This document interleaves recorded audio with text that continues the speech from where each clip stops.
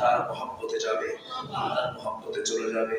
আজান শোনার সঙ্গে সঙ্গে আমার নবীকে শটফট করতে করতে তিনি নিজে ওঠার চেষ্টা করছিলেন, মাথার চক্কর মেরে পড়ে যেতে দিলেন। আমাদের আয়েশা তাকে ধরে ফেললেন, ধরে ফেলে বলছেন, ইয়া রাসূলুল্লাহ, আপনার দেহের অবস্থা দেখে মনে হচ্ছে আপনি জামাতে নামাজ পড়তে পারবেন না। রাসূল বলছেন, আয়েশা তাই তো মনে হচ্ছে, আমি মনে হয় যেতে পারবো না। তবে আয়েশা একটা কথা বলি, আমার মুসাল্লায় কেউ দাঁড়াবে না, তোমার বাবা আবু বকর আমার মুসাল্লায় দাঁড়াবে। তোমার বাবাকে আমার সন্তান জানিয়ে দাও, আমার মুসাল্লায় যেন আমার আবু বকর দাঁড়ায়। নামাজে দাঁড়িয়ে দেওয়ার জন্য বলা হলো। নির্দিষ্ট সময় হয়ে গেল, ইমাম চেঞ্জ হয়ে গেল। সাহাবায়ে কেরামদের মধ্যে কান্নার লোল পড়ে গেছে। সাহাবীরা কান্দে আর মনে মনে চিন্তা করে, আমরা মনে হয় ইমাম হারায়া ফেললাম, আমরা মনে হয় রাসূলকে হারায়া ফেললাম। সাহাবায়ে কেরামদের ভিতরে জোরে জোরে কান্নার আওয়াজ শোনা যাচ্ছে। নবীর কানে যখন সংবাদগুলো আর কান্নার আওয়াজগুলো যখন চলে যাচ্ছে, রাসূল বলছেন, আয়েশা আমার সাহাবীরা নামাজ শুরু করেছে। আমি তো সারা জীবন নামাজ পড়াইছি, কিন্তু আমার সাহাবীদের নামাজ আমি দেখি নাই।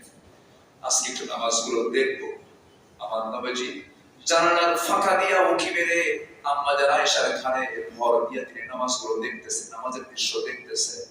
চোখের কোনা বেয়ে বেয়ে টপ টপ করে পানি পড়ছে।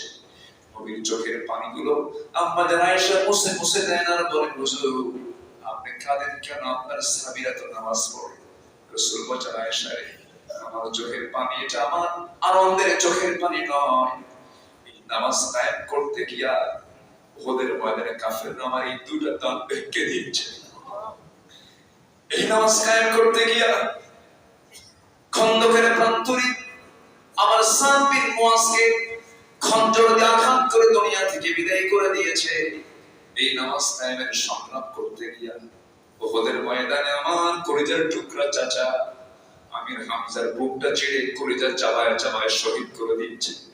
এই নামাজ কায়েমের সংগ্রাম করতে গিয়ে আমার প্রিয় সাহাবী আব্দুল্লাহ বিন জাহাশের নাক কেটে নিয়েছে, কান কেটে নিয়েছে, হাত কেটে নিয়েছে, পা কেটে নিয়েছে। এই নামাজ কায়েমের সংগ্রাম করতে গিয়ে বেলালকে মারতে মারতে গোটা দেহ রক্তে রঞ্জিত করে ফেলেছে। সেই নামাজ আমার সাহাবীরা আজকে নিরাপদে পড়তেছে, আমার চরম আনন্দ। এই আনন্দের চোটে আমার চোখ থেকে পানি বের হচ্ছে। আয়েশা আমাকে সময় দাও, আমার সময় দাও। আম্মা জান আয়েশা বলেন, নিজেকে ধন্য মনে করি, নবীজি আমার কাছে জীবনের শেষ খাবারগুলো খেয়েছেন, আমার সঙ্গে সর্বশেষ কথোপকথন হয়েছে। আমার নবীজি হঠাৎ করে আমাকে বলেন, আয়েশা মুখটা কেমন যেন দুর্গন্ধ মনে হয়, একটা মেসওয়াক এনে দাও তো। মেসওয়াকের কথা বললেন, তখন রাসূল আমার কোলে শোয়া অবস্থায় ছিলেন, আমি উঠতে পারি না। আমি আমার ভাই আব্দুর রহমানকে বললাম, ভাই আব্দুর রহমান একটা মেসওয়াক এনে দাও। মেসওয়াকের কথা বলার সঙ্গে সঙ্গে মেসওয়াক এনে হাজির হয়ে গেল। মেসওয়াকের আকারটা শক্ত দেখলাম, আমি আয়েশা চাবায়া চাবায়া নরম করে দিলাম, নবীজির কষ্ট যেন কম পান। মেসওয়াকের আকারটা নরম করে দিয়ে নবীর হাতে দিলাম। আমার নবীজি মেসওয়াক শুরু করার আগে একটা মুস্কি হাসি মারলেন। মুস্কি হাসি দিয়া আমার মুখে লেগে থাকা থুতুটা মেসওয়াকের আগায় ছিল, চুষে চুষে পান করে বলছেন, আয়েশা আমি তোমাকে দারুণ মহব্বত করি, আমি তোমাকে দারুণ ভালোবাসি। আয়েশা আমি দুনিয়া থেকে বিদায় হয়ে যাব, আমার কলিজার টুকরা ফাতিমা কোথায় গেল? ফাতিমাকে ডেকে আনো, ফাতিমাকে ডেকে আনা হোক। রাসূল বলেন, কলিজার টুকরা ফাতিমা রে, তুই আমার দেহের টুকরা, আমি তোকে খুব ভালোবাসি, কাছে আয়। কানের মধ্যে মুখ ঢোকায় বলেছেন, ফাতিমা তুই আমার দুনিয়ার জিন্দেগিতে কাছাকাছি ছিলি, তুই আমার কবর জিন্দেগিতেও কাছাকাছি থেকে যাবি। ফাতিমার চেহারা আলোকোজ্জ্বল হয়ে গেল। মানুষ মরার কথা শুনলে পরে ভয় পায়, কিন্তু ফাতিমা রাদিয়াল্লাহু তাআলা হাসি দিয়ে সেখান থেকে বিদায় নিলেন। ঠিক আছে আব্বা, আমিও মরে যাব। নবীর কথা মিলে গেল। 6 মাস পরে, নবীর মৃত্যুর 6 মাস পরে অল্প বয়সে বিদায় নিয়েছেন ফাতিমা রাদিয়াল্লাহু তাআলা। ফাতিমাকে বিদায় দিলেন। আম্মা জান আয়েশা বলেন, আমি নিজেকে ধন্য মনে করি, আল্লাহ তাআলা আমাকে শ্রেষ্ঠত্ব দান করেছেন অন্যান্য মানুষের চাইতে। আমার রাসূল যখন দুনিয়া থেকে বিদায় নেবেন, সর্বশেষ হাদিস আমি আয়েশা আমার সামনে রাসূল বর্ণনা করেছেন। আমি নিজের কানে শুনেছি, রাসূল দুনিয়া থেকে বিদায় নেওয়ার আগে কোন পরিবারের কথা বললেন না, কোন কিছুর কথা বললেন না, শুধু বলেন, আয়েশা দেখো তো ঘরের মধ্যে কোন সম্পদ আমার জন্য গচ্ছিত আছে নাকি? হ্যাঁ আছে। কি খুঁজে খুঁজে ছয়টা স্বর্ণের খন্ড বের হলো, হাতের তালুতে নিয়ে বলছেন, আয়েশা, আমি রাসূল আমার ঘরে এতটুকু সম্পদ আমি রাখলাম না, সব আমি আল্লাহর পথে আমি দান করে গেলাম। এই কথা বলি রাসূল আম্মা জান আয়েশাকে বলেন, ও আয়েশা, আমার সর্বশেষ একটা হাদিস তোমাকে জানিয়ে দিচ্ছি আয়েশা। কত হাদিস তুমি মুখস্থ করেছো, আমার সর্বশেষ হাদিসটা তুমি মুখস্থ করো, আমার উম্মতকে জানায় দিবা। আমার উম্মতরা জানো কিয়ামতের দিন প্রথম প্রশ্ন যে নামাজ হবে, আমার উম্মতরা যেন 5 ওয়াক্ত নামাজ কখনো না ছেড়ে দেয়। জোরে বলি সুবহানাল্লাহ।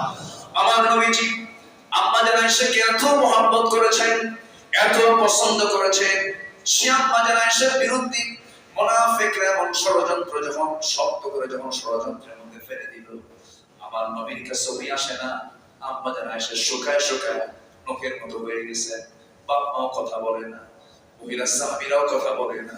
আমার নবী তো তার সঙ্গে দেখা করতে পারতেছেন না, রাসূল তাকে মানা করে দিয়েছেন, তুমি তোমার বাবার বাড়িতে চলে যাও।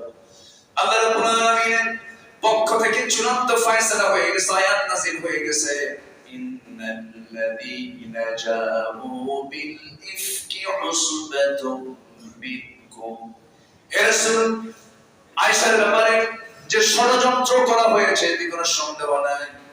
আমার রাসূলকে যখন স্পষ্ট করে জানিয়ে দেওয়া হলো সম্পূর্ণ মিথ্যা বানোয়াট ভিত্তিহীন কথা এগুলো, নবীজির আনন্দ দেখে কি, নবীজি মহানন্দের ভিতরে পড়ে গেছেন, আনন্দের সাগরে তিনি ভাসতেছেন। স্বামী স্ত্রীর মধ্যে যদি মহব্বতটা যদি ঠিক থেকে যায়, গোটা দুনিয়ার শোকের জায়গায় স্বামী স্ত্রীর মধ্যে যদি কোনো ভুল বোঝাবুঝি হয়ে যায়, এর চাইতে বড় শান্তির দ্বিতীয়টি কোথাও নাই। আমার নবীজি দৌড় মেরে চলে গেছেন শ্বশুর বাড়ি। শ্বশুর বাড়ি থেকে দরজায় নক করছেন, ও হুমায়রা তুমি কোথায়, দরজা খোলো। শাশুড়ি এসে দরজা খুললেন, বলছেন আমার আয়েশা কোথায়, পাশের ঘরে আছে। বারবার ডাকতেছেন শোনে না, বারবার ডাকতেছেন জবাব দিচ্ছেন না, মেয়েদের মধ্যে অভিমান কাজ করে।